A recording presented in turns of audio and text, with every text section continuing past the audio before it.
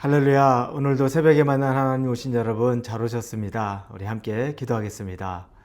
하나님 감사합니다. 좋은 날 말씀으로 하나님을 만나기를 원합니다. 하나님을 찾기를 원하는데 형상으로 볼 수 없지만 주시는 말씀 속에서 하나님 만날 수 있음을 기대합니다. 하나님의 말씀이 임하면 우리 삶에 변화가 있을 것도 기대하고 또 결단합니다. 함께하여 주옵소서. 예수님의 이름으로 기도합니다. 아멘. 우리에게 주신 하나님의 말씀은 열왕기하 16장입니다. 열왕기하 16장 7절에서 18절까지의 말씀을 같이 나누겠습니다. 아하스가 아수르 왕 디글랏 빌레셀에게 사자를 보내 이르되 나는 왕의 신복이요 왕의 아들이라. 이제 아람 왕과 이스라엘 왕이 나를 친히 청하건대 올라와 그 손에서 나를 구원하소서 하고, 아하스가 여호와의 성전과 왕궁 곳간에 있는 은금을 내어다가 아수르 왕에게 예물로 보냈더니 아수르 왕이 그 청을 듣고 곧 올라와서 다메섹을 쳐서 점령하여 그 백성을 사로잡아 기르로 옮기고 또 르신을 죽였더라. 아하스 왕이 아수르 왕 디글랏 빌레셀을 만나러 다메섹에 갔다가 거기 있는 제단을 보고 아하스 왕이 그 제단 모든 구조와 제도의 양식을 그려 제사장 우리야에게 보냈더니 아하스 왕이 다메섹에서 돌아오기 전에 제사장 우리야가 아하스 왕이 다메섹에서 보낸 대로 모두 행하여 제사장 우리야가 제단을 만든지라. 왕이 다메섹에서 돌아와 제단을 보고 제단 앞에 나아가 그 위에 제사를 드리되 자기의 번제물과 소제물을 불사르고 또 전제물을 붓고 수은제 짐승의 피를 제단에 뿌리고 또 여호와 앞 곧 성전 앞에 있던 놋 제단을 새 제단과 여호와의 성전 사이에서 옮겨다가 그 제단 북쪽에 두니라. 아하스 왕이 제사장 우리야에게 명령하여 이르되 아침 번제물과 저녁 소제물과 왕의 번제물과 그 소제물과 모든 국민의 번제물과 그 소제물과 전제물을 다 이 큰 제단 위에 불사르고 또 번제물의 피와 다른 제단의 피를 다 그 위에 뿌리라. 오직 놋 제단은 내가 주께 여쭐 일에만 쓰게 하라 하매 제사장 우리야가 아하스 왕의 모든 명령대로 행하였더라. 아하스 왕이 물두멍 받침에 옆판을 떼내고 물두멍을 그 자리에서 옮기고 또 놋 바다를 놋 소 위에서 내려다가 돌판 위에 그것을 두며 또 안식일에 쓰기 위하여 성전에 건축한 낭실과 왕이 밖에서 들어가는 낭실을 아수르 왕을 두려워하여 여호와의 성전에서 옮겨 세웠더라. 아멘. 하나님의 사람은 하나님을 두려워하고 하나님을 의식합니다. 반면에 하나님의 사람이 아니라면 하나님을 두려워할 이유도 없고 하나님을 의식하지도 않고 삽니다. 그래서 기독교를 조롱하기도 하고 하나님 나한테 보여달라고, 보여주면 믿겠다고, 안 보여주니까 하나님 없는 거 아니냐라고 그렇게 쉽게 조롱합니다. 그런데 우리는 믿음이 있다, 하나님을 믿는다고 하면서 진짜 하나님을 믿고 의지하는지 아니면 내 삶에서 내가 다른 걸 믿고 의지하는지 반드시 점검해야 됩니다. 오늘 본문에 보면 유다 왕 아하스라는 왕이 등장합니다. 그는 훗날 우리가 잘 아는 히스기야 왕의 아버지입니다. 근데 이 왕은 악합니다. 이 왕은 하나님을 믿는 것 같지만 하나님을 믿지 않습니다. 왜냐하면 이방신에게 제사를 드리면서 자기 아들 중 하나를 제물로 바칩니다. 그런 과거에 잔혹한 이방 신들이 있었는데 그 일을 똑같이 행합니다. 그리고 북이스라엘과 또 다른 나라가 합심하여 남유다를 공격하려고 하자 이 아하스 왕이 두려워서 자기를 구원해 줄 왕으로 아수르 왕에게 도움을 청합니다. 그런데 오늘 본문의 7절에 보면 어떻게 그에게 말을 하냐면 아하스가 아수르 왕 디글랏의 빌레셋에게 사자를 보내 이르되 나는 왕의 신복이요 왕의 아들이라.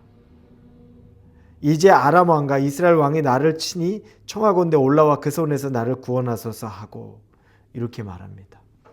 나는 왕의 신복이고 나는 왕의 아들이다 라고 아수르 왕에게 고백하면서 이제 나를 올라와서 나를 구원하소서. 여러분, 이 말은 아하스 왕이 하나님에게 해야 될 얘기 아닙니까? 그런데 그는 아수르 왕에게 하나님처럼 자기를 낮추고 자기를 구원해 달라고 말합니다. 그러면서 여호와의 성전에 있던 은과 금을 꺼내고 자기 왕궁에 있던 은과 금을 꺼내서 그에게 조공을 바칩니다. 기가 막힌 일입니다. 하나님을 믿지 않는 거죠. 전혀 하나님은 안중에 없습니다. 그런데 진짜 아스루 왕에게 그렇게 조공을 바쳤더니 아스루 왕이 그 아람과 이스라엘을 또 이깁니다. 그래서 이 아하스 왕이 아수르의 다메섹에 그 왕을 아련하려고 가는 겁니다. 근데 거기 가서 보니까 하나가 눈에 띄는데 아수르 왕궁에도 제단이 하나 있는데 그게 그렇게 멋있어 보이는 겁니다. 좋아 보이고 멋있어 보이고 저기서 저렇게 제단에서 제물을 드리고 하니까 이 나라가 저렇게 강한가? 아마 그런 생각이 들었던 것 같아요. 눈에 보기도 좋고 능력도 있나 보다라고 생각합니다. 그래서 거기서 본 제단의 설교도를 자기 눈으로 꼼꼼하게 다 기록해서 자기 사자를 통해서 자기의 성에 당시의 제사장인 우리아에게 보냅니다. 그걸 제작하도록 지시한 거죠. 그리고 다메섹에서 시간을 보내고 이제 다시 자기의 왕궁으로 돌아왔더니 그 사이에 제사장인 우리아는 그 왕이 보낸 설계도대로 그 제단을 다 만들어 놓습니다. 가관입니다. 왕도 엉망진창이고 제사장도 엉망진창입니다. 어느 것 하나 엉망진창이 아닌 것이 없습니다. 여러분, 제사장이면 왕이 잘못된 길을 갈 때 올바른 길을 가야 된다고 말하지 않겠습니까? 대한민국에서 여러분, 온갖 미신과 이단이 흥왕할 때 우리 기독교 목사들이 침묵하고 거기에 대해서 정말로 분노해야 되는데 아무 말하지 않았던 것 기억하지 않습니까? 그건 우리 목사 또는 중직자들, 우리 기독교 신앙인들이 할 짓이 아니었던 겁니다.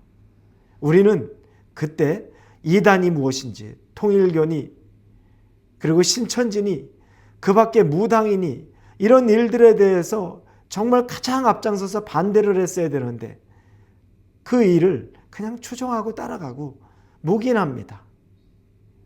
이 시대도 비슷하고 과거에 이 아하스 왕 때도 비슷한 겁니다. 나라에 망조가 들었던 거죠. 자, 그런 일이 있어서 와보니까 제단을 딱 만들어 놓는데 거기에다 또 모양은 그대로 아하스 왕이 제사, 번제며 자기의 모든 재물을 다 들여서 제사를 지냅니다. 도대체 누구에게 제사를 지내는 걸까요? 그리고는 거기에 놋제단이 있습니다. 놋제단에다가 제물을 올려야 되는데 그 놋제단은 볼품없어 보이는 겁니다. 하나님은 율법에 번제는 놋제단에서만 하라 그랬는데 그 놋제단을 저쪽 한갓진 성전의 북쪽으로 치워버립니다. 그리고 말하죠. 거기는 내가 하나님의 말씀을 듣는데 점괘를 받을 때 그때 찾아가겠다라고 말합니다. 누구 맘대로 하는지 모르겠습니다. 엉망진창이에요. 하나님을 자기가 하나님에게 점괘를 물어볼 때 거기 가서 하겠다.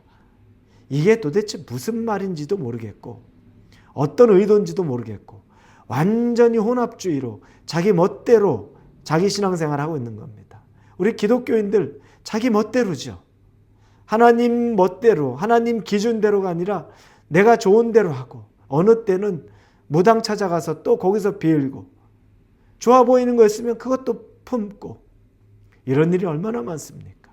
필요할 때 하나님 찾겠다고 말하고 하나님이 거기에 계실까요?